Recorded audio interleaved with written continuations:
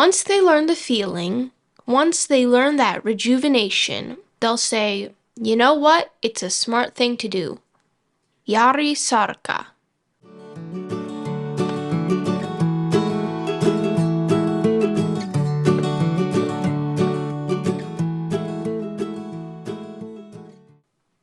Hi, this is Becca, and welcome back to the Sauna Trail podcast. Join us in our adventures as we share the story of how our family discovered the world of Finnish sauna. You might be wondering, why would anyone do a podcast dedicated to something as commonplace as sauna? It's like doing a podcast about coriander, or ramekins, or peeling potatoes. Well, if you stick around, you might find out that there's more to sauna than you realized. Today we continue our adventure in Thunder Bay, Ontario, which has a rich tradition of sauna.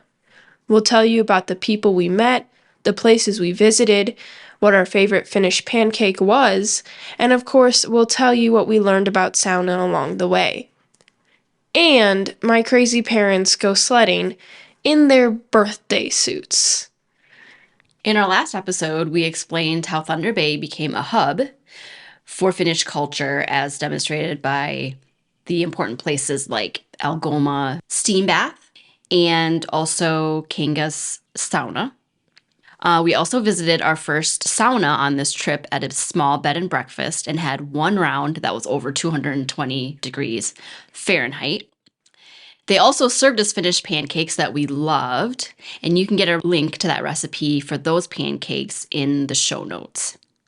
Because those were so good, we decided to try a few more places that served the pancakes and see which one we liked best, because that's what we do as a family. We always have food offs on our trips. In today's episode, we will tour Kangas Sauna, eat some more Finnish pancakes, visit a Finnish church. We'll describe the sauna at our second lodging and do some exploration of the area around Thunder Bay. But before we jump into today's episode, what's everybody been up to around here? Hudson and I have been chopping wood, just normal dry wood, sawing it with an electric saw, but we also got some wood from our neighbors, so we're chopping that into smaller bits for it to season. Do you know what kind of wood we got? Yeah, ash, right? Yep.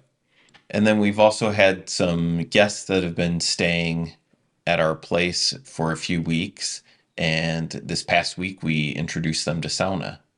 And they're from San Diego, and they'd never really experienced sauna, the Finnish style. And we didn't really give them much preparation. We just kind of invited them over and told them to hydrate. So how did that experience go? Well, I think it was pretty interesting. I think they both said that they weren't sure what they were getting themselves into. I could tell they were kind of nervous and a little uncomfortable. Kind of nervous before they went in the sauna or after they went in the sauna? Well, I came in after you guys were already up there for the first round. So I came in. So when you say up there, can you explain to people what that means? Up in our sauna, which is on the second. We have a 2-story sauna. So yeah, so you have to climb up a ladder and there's a platform up high. So you were already up there with them, and I think a few of the kids were already up there. I got up there, and it was hot. Maybe about 170? Yeah. 170. I think Pat was a little bit more at ease, but Pam was definitely uncomfortable. Yeah, both of them were a little bit uncomfortable that first round.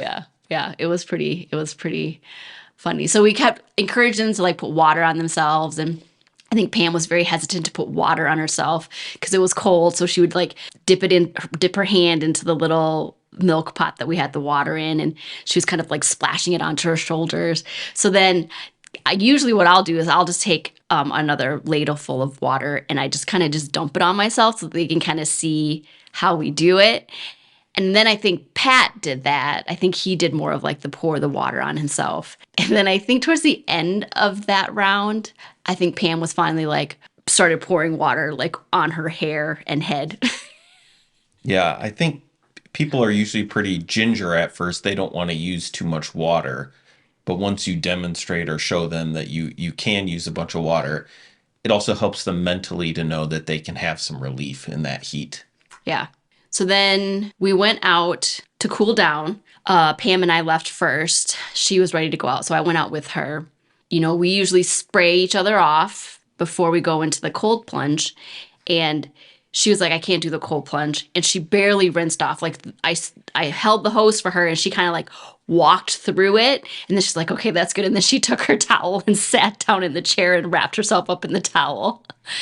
And the cold water is the most difficult for people. Yeah. She'd said at the beginning that she thinks she would try the heat, but she wasn't going to do the cold plunge. So then you and Pat came out and he did really well. He got in the water. We have 2 cold plunges, so obviously one in each of the cold plunges. But I think he stayed in there a considerable amount of time, being the first time, I think. Yep, he did super well. And then he came out, and then we just we had the 0 gravity chairs, but neither one of them wanted to sit in the gravity chairs. So they just sat in the regular chairs, and we just kind of chatted for a bit, and then went back in for our second round. And they were much more liberal with the water.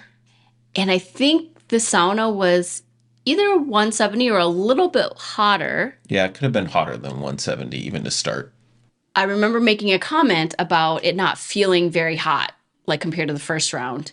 And they both kind of nodded like, yeah, it doesn't feel very hot. And I think that's when we looked at the temperature and it was either the same or it was slightly hotter than the first round. And they were both like, wow. Pam was much more comfortable using water. And I think she stayed in there for a little bit longer, I think, than the first round. Well, and we talked about when you go out the next time, I always like to give people kind of like a mental preparation and let them know what the steps will be. And then we kind of pressured her to use the cold plunge. Yeah. So she and I went out first again. We rinsed off, and I think Becca was coming out of one of them at that time. So she went in and sat down, and she was like, and I was like kind of coaching her through, like, just breathe, relax your shoulders, stay in as long as you can. She didn't dunk her head, but she did lower her whole entire body so that the water was like at shoulder level. She did really good, actually. She stayed in. I was surprised at how long she stayed in. She was asking me what the temperature of the water was, and I was like, I don't know. Christopher filled them last night, so they stayed overnight and got a little bit cooler in the night. But I don't know what the temperature is. Probably about 50 degrees. Yeah. It didn't feel like super, super cold to me, but it was still cold. Then you guys came out, so then we got out of the cold plunges so you guys could cold plunge. And then I had her sit in the 0 gravity chair. And one of the kids brought her a warm towel, and I put the warm towel over her and had her lay back and put the towel over her head. Christopher did the same thing with Pat in our other 0 gravity chair. And then the 4 of us just sat there. They were just like silent. Yeah. Like I think they may have almost fallen asleep or something. For like 5 minutes, it was just total silence. Pam came out from under the towel and she goes, are we supposed to be this quiet? And I was like, there's no like supposed to be anything. It's just whatever, if you're enjoying the relaxation, then you just stay under the towel and do whatever. And so we chatted for a little bit and then went back in for a third round. They did really well in the third round. Yeah, they looked way more relaxed. Yeah. Like they understood what it was, Yeah. And it helps to get in the cold water because then the heat is more tolerable. And like I said before, we pressured her to use the cold plunge while we were in that second round. And that's oftentimes the best time to convince someone who's a little bit hesitant to go in the cold water is when you've been in the sauna for a few minutes and you put a bunch of steam on and then they think, well, maybe I could do it. Yeah. So we did a third round. Pam and I came out. She did the cold plunge again and sat in the 0 gravity chair again with a towel. And I could tell she was super relaxed because she was talking and talking and talking where she hadn't been talking before. And I feel like that's usually a sign for me. Like people who are usually pretty quiet at the beginning and then all of a sudden they start opening up and asking me questions, and we're having conversations where we weren't really talking before. I could tell she was relaxed and was enjoying herself. Yeah. And then we had dinner with them. And I just remember Pat kept saying the whole time, I just feel so relaxed. I just feel so relaxed. Yeah. And then Pam too, she said, I did not know what we were getting ourselves into. But she goes, I am so glad I got that experience. It was not what I thought it was going to be like, or something along those lines. So it was fun to hear their reactions. Yeah, so it was loads of fun to introduce them to sauna. It's good to introduce new people to sauna. So back to our Thunder Bay trip, we decided to tour Kangas Sauna, which is a famous public sauna in Thunder Bay that has, I believe it's 16 sauna rooms. I don't remember, but that sounds close. So we didn't end up using Kangas Sauna after looking at it. I wish we would have.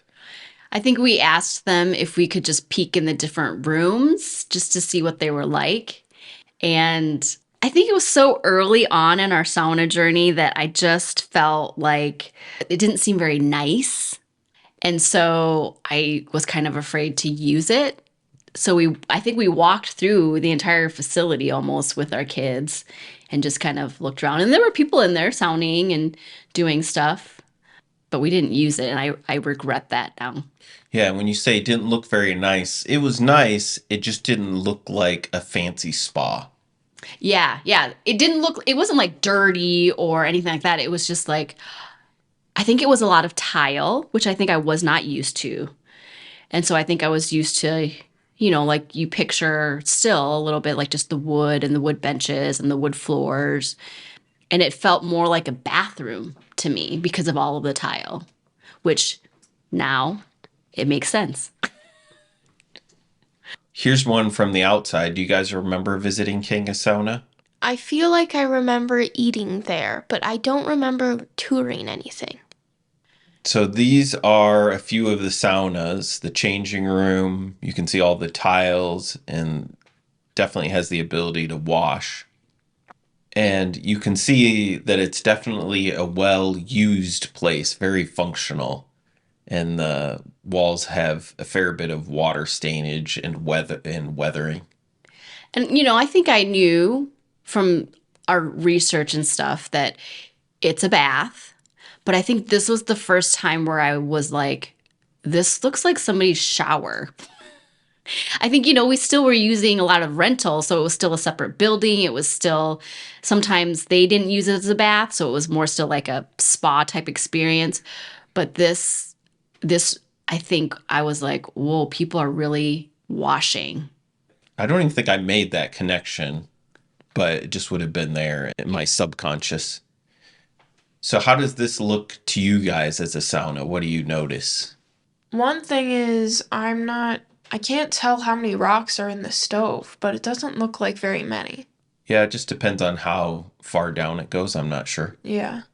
But it does seem like a wider like surface area on top rather than like when you see like the electric ones in like a gym one where it's like 18 inches and there's like 10 rocks in there. Like I think that looks like more than that. They have really deep benches, so there's plenty of room to sit down, lay down, wash up. Yeah, lots of buckets of water and towels. Yeah, I wonder if their stoves are custom made. They almost look like they're custom made heaters. Yeah, that last picture you can see, I can tell there are a little bit more rocks. Yep. And then they have some kind of hangout areas where they have more light and some plants. I think I remember thinking it was very humid. Yep. And I don't think I liked that because it reminded me too much of a steam room. And I don't like steam rooms because they're so humid and it's hard for me to breathe. And then here's a photo as you're walking into the sauna area. And it has that big painting, which is actually the cover of the book Sweating with Fins, which we've referenced multiple times. That has a lot of wonderful sauna stories. So even though we didn't use their saunas, it's definitely on my bucket list of a place I would like to go back and use. Yeah, me too. Definitely. This is what the dining area looks like. And we had some Finnish pancakes there. So there's the Finnish pancakes that are thin with some, I don't know if that's whipped cream and strawberries. It looks like it. It looks like it. And you can see like the crispy edges, which I think is probably some of my favorites parts of those Finnish pancakes. They look so good, and as we're recording this, I'm pretty hungry, so I just want to eat them all up. That looks so good. So we enjoyed those pancakes, and then the first place was the bed and breakfast, Stone. The second place was Kangas Sauna, and then we went to another place called Scandinavian Home, which I don't think they're open anymore, but we got some Finnish pancakes there. And then on another trip, when I was just by myself, and we'll have an episode about that later, when I went up to sauna with Shane Lintonen, I had pancakes at Hoito, which was the most famous place to get Finnish pancakes in Thunder Bay, an institution. And of all those places, I think it was unanimous for all of us which was our favorite of the Finnish pancakes. I think Stone was our favorite, the bed and breakfast. I think so.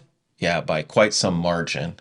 And I think probably why was because as we were looking at the recipe that Sue gave us that we posted in our last episode, her recipe is quite a bit different from everything else that I found online. What was it that she did different, Nala? I think hers had more milk to egg ratio and more milk to flour ratio. So it's a thinner batter with less egg. Yep, that's a good description. Thinner batter with less egg. And then she cooked it with lots of butter. So there wasn't any butter in the recipe, No. but she cooked them on cast iron skillets. And I remember her telling me this, like the secret is to use lots of butter. Then pour in the batter. And then I think when she flipped them, she added more butter too. So it was just like butter, butter, butter. And it was delicious. Yeah, that could be. I think when we cook Finnish pancakes, I mean, it's a fairly big batch of pancakes, but we use close to an entire stick of butter just for greasing the pans. And we put sometimes more butter on after they're done cooking. Shh, don't say that. So that was fun to have that Finnish pancake off. And I think the Hoito is closed. And like I said, Scandinavian Home is closed. Kangas is one of the few remaining places to get the Finnish pancakes besides at someone's house.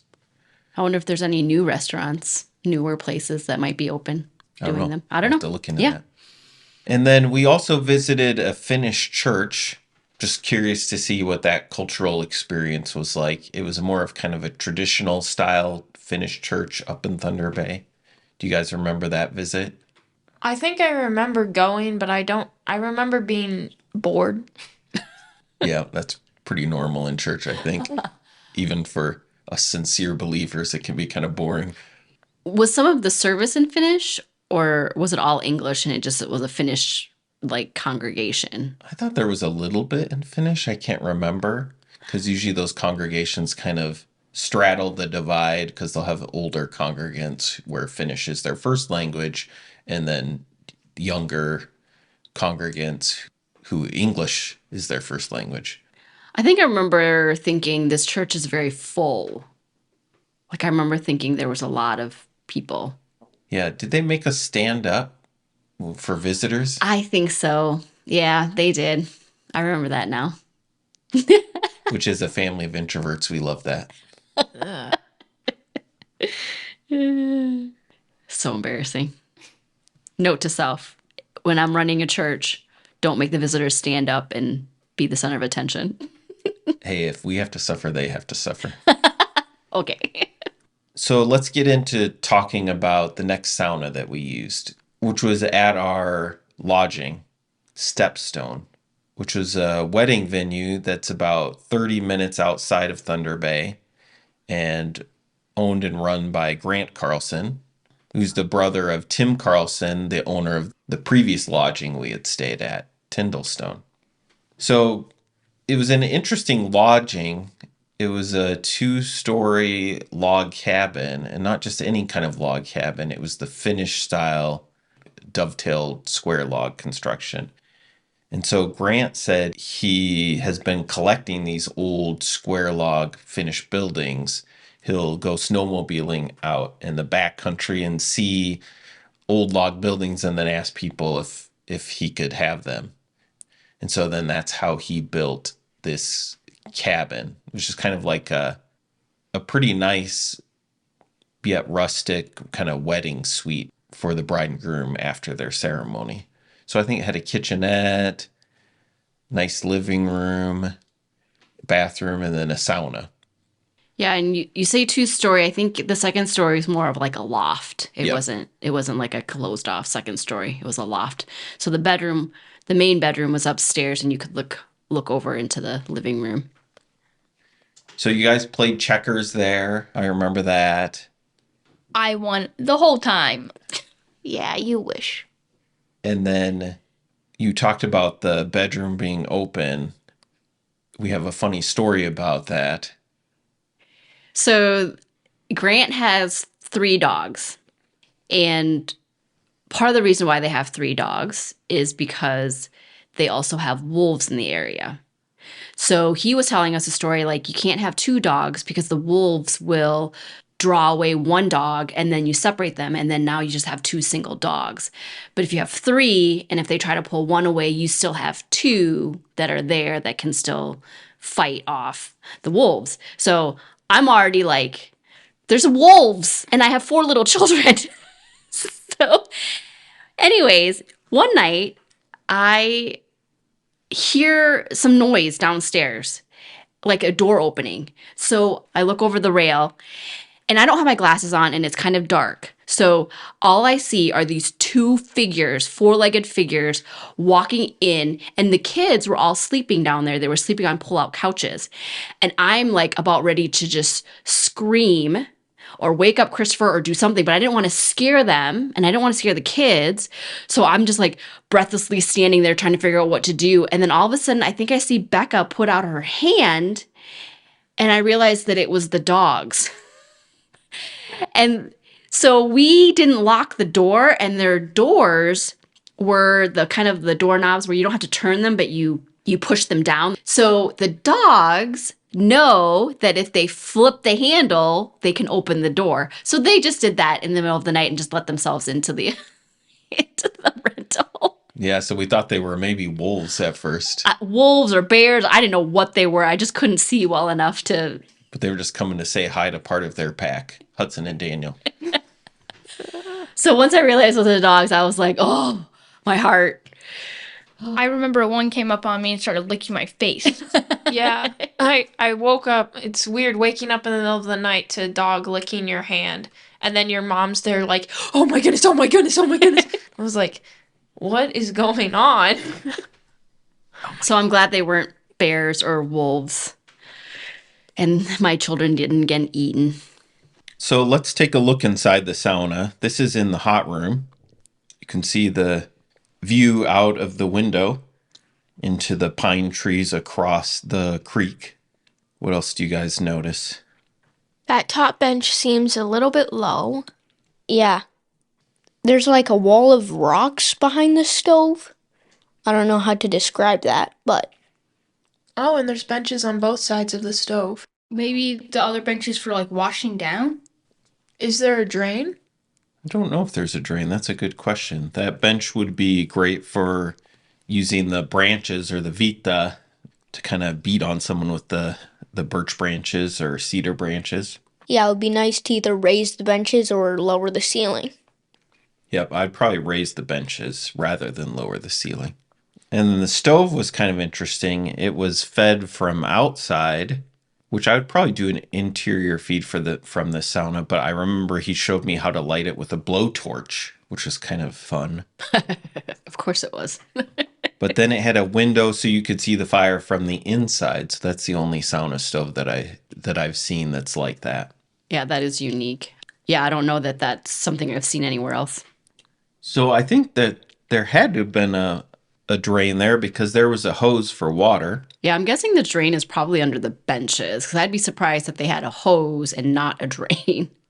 Yeah, and this being early on in our sauna journey, I think in our notes we said we didn't really end up using the hose that much. But if we were to go use this sauna today, we would definitely use the hose. Yeah, I think one of the notes said that the water ended up being too hot because it would heat up in the sauna in the hose. Yeah, so you just have to let it run a little bit. And then maybe mix it with like cold water. Well, I think it was hot because it was in the sauna room heating up in the hose. Unless this is just a hot water spigot, I'm not sure. Oh, I see. It looks like they have speakers in there, which we didn't use and we probably wouldn't normally use for our sauna. No. I don't remember how hot it got either. So there's the shower that's just to the left of the hot room for the sauna. Nice, close by, easy place to wash. Kind of like a more modern Finnish practice is where the washing space is taken out of the hot room and you have a separate washing space. It's a pretty large shower. Tall, wide, long. Yep, and this whole cabin was pretty nice. I don't remember what I thought about the shower outside of the hot room, but I know now I really like having the shower outside. I mean, it's nice to have water in the sauna, but a shower just right outside the sauna is kind of nice because it doesn't get so steamy in the sauna. And this is what the view was like from just outside the sauna. So it had a nice view of nature from the hot room, which is a big plus. Yeah. So our notes from what we learned from that sauna were that the wood seemed to have been previously stained or finished. And we had read before not to do that to wood. And so that just kind of reinforced that idea is some people do finish their wood in their sauna, but we generally recommend not doing that. It allows it to absorb more of the moisture and breathe and not get too hot. And we did like the view of the window outside, but we thought maybe it could be you could do a more landscape window and move the benches up higher. And that it could have been possibly even a little too bright. Kind of the modern trend with saunas are giant glass walls and lots of light, but more of kind of an old school feel of sauna is darker. It's more like kind of like a warm womb-like environment. Which do you guys prefer? Definitely a darker sauna. Yeah, I like a darker one. It probably depends a lot on the outside atmosphere. Like if it's a more busy place, I generally just don't like large windows. But if I'm out in nature and whatever, I tend to like larger windows and a little more light. Yeah, I agree with Becca. I think small windows, they're really good, but I don't like a whole wall being one big glass wall. Not a fan. Yeah, I think I feel like I can relax better when it's a little bit darker. I think there's just something in my brain that allows for not like sleepy, but just kind of that deep breath of just darkness. And we have in our notes that having used a few showers now and a few cold plunges, that the cold plunge was definitely a significant upgrade as compared to a shower. Oh, yeah. And I have this in my notes, and I don't really remember this, but I said that heating the sauna is less about getting it up to temperature and more about getting it to hold a good temperature. And that this sauna needed at least a good 2 hours to heat. So then that way you heat all the walls and the rocks and everything gets, cured so that it's saturated with heat. And then that way it holds more of an even temperature and you're not having to run out and restoke the stove as much. Yeah, and it makes me wonder if we didn't heat it long enough. And then you were like, oh, it probably needs like a good 2 hours instead of whatever we gave it for heating. Yeah, probably. So then in one of the sauna rounds, I told you I've got a crazy idea. Yeah, he goes, you want to hear my crazy idea? And I always get a little bit excited every time Christopher asks me that because I just never know what he's going to say. And sometimes it is crazy, but doable. And sometimes it is crazy and not doable. So I just never know. So I always get excited. And I was like, yes, absolutely. I want to hear what your idea is. So the kids were out sledding. We had been sledding. There was a pretty large creek that went to the side of the sauna and it was frozen over and with a hill that went down to the creek, and the kids were sledding while Julie and I took a sauna round alone. And I was like, what if we just went out and went sledding in our birthday suits? Because we were sauning together without any clothes on. And I was like, okay. So it might have taken a little more convincing, but it was pretty remote. It's pretty remote. It's like no one's around. No one's going to see us. So then we went out and and went sledding in our birthday suits, which is a terrible idea. So the kids had been sledding the night before. They were sledding that morning, so the path was very icy and pretty much packed down pretty well. So I went first, and whatever, it was fine. It was fun. I went down. I went across the creek because the creek was frozen over.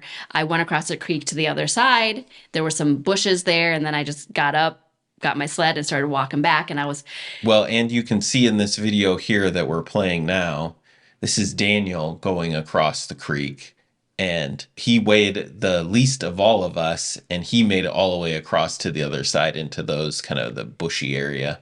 yeah. So I did mine, grabbed the sled, stood up, started walking back, and I stood on the creek to watch Christopher go. So Christopher goes down the hill. He gets down to the creek where it's flat now at this point, but he is like, I'm like, whoa, he's going faster. And I'm like, he's going really fast. And then I was like, he is going to crash into those bushes. And sure enough, he just kept picking up speed and he just crashes. He's got no clothes on. And he crashes into these bushes. Oh, I about died watching him. Yeah, I knew there was going to be a problem halfway across the creek. What were you, were you like, oh no, do I bail? Or I mean, did you think about anything like that? Or were you just like, I'll just take it as it comes? Well, I tried to slow myself down a little bit towards the end, but I was going super fast. And then I couldn't do a lot. It's like I try and use my hands and feet, but I couldn't really bail. I'm like buck naked. So that was the first and last time I ever sledded naked. So there's a picture of us. I think it's on our blog. We've posted in the Wood Burning Sauna group, but if you might recognize it, it's of the two of us standing with our sleds. So I think we made poor Becca take the picture. So that was really funny to watch Christopher. Oh, buck naked. So this is me pushing Nala down for sledding, and I'm smoking one of the Cuban cigars I got up there. So we also drove around the Thunder Bay area a little bit exploring. Probably not as much as we'd like, but we drove to the Lambert Island area and walked around on parts of the lake that were frozen. And some of the water was frozen and some wasn't, and it shoved the ice up on the shore, so that was kind of cool looking. It just looked like panes of glass. We found this rocky area that we walked around, and here you can see kind of a 360-degree view. So Thunder Bay has a lot of pretty areas outside of town. Yeah, it was beautiful and quiet. And then on our way out of Thunder Bay, we stopped at a Dutch cheese place that had bunches of different kinds of Gouda that we tried. So that's always fun. I do not remember that. I do remember it. I would remember a cheese place we stopped at. Yep. Wow. And that pretty much wrapped up our trip to Thunder Bay and a tour of one sauna and the ability to use two other saunas. And we look forward to going back and using Kangas Sauna. Yeah, it was a good time. It was a good trip. I enjoyed it. And then we will have another episode where I go up just by myself to visit Shane that I already mentioned and use his saunas. So that'll be a fun episode.